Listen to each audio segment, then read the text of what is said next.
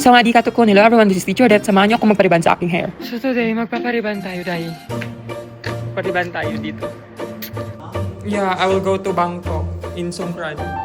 Okay, for today's video, magpapariban tayo dito sa hair salon ni Pisorn.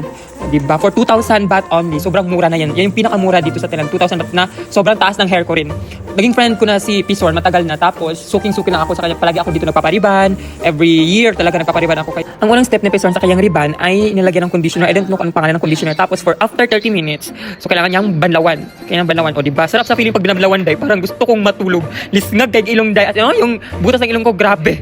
Kung nakikita nyo kanina, may Zoom meeting kami. So, Zoom meeting plus nagpapariban. O diba? Multitasking, day. My God, laban itong live. Basta lang mariban ang buhok. Basta nice ang hair.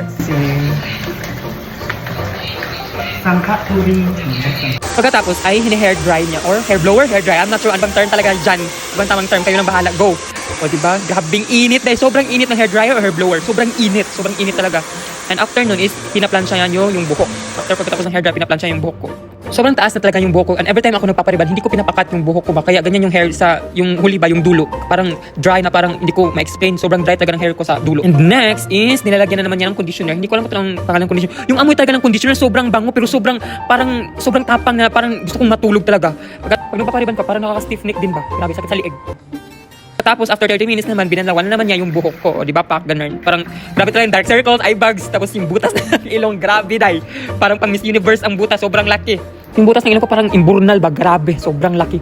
Tapos yung nasa mukha ko, nagka-chicken pox kasi ako last January, kaya parang merong mga butas-butas ba. Parang acne, parang scars diba, nagka-acne scars, sobrang lalaki ng mga butas. Kaya kailangan kong ipa-laser ito.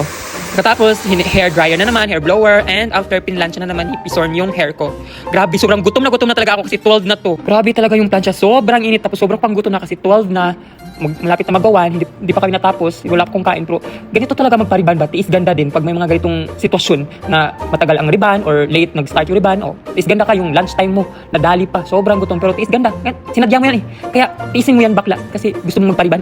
Tapos na, diba, sobrang ganda, bet ko yung resulta. Gusto sanang i-cut ni Pisorn yung hair, pero sabi ko, wag mo i-cut kasi di ko bet, gusto kong mataas yung hair ko, parang si Rapunzel ba, gusto kong si Rapunzel yung hair ko. Mas malang yan, pero wala na yung pera, 2,000 baht sa riban, plus bumili pa ako ng iPhone, diba, 3 months akong kakain ng egg at noodles lang talaga.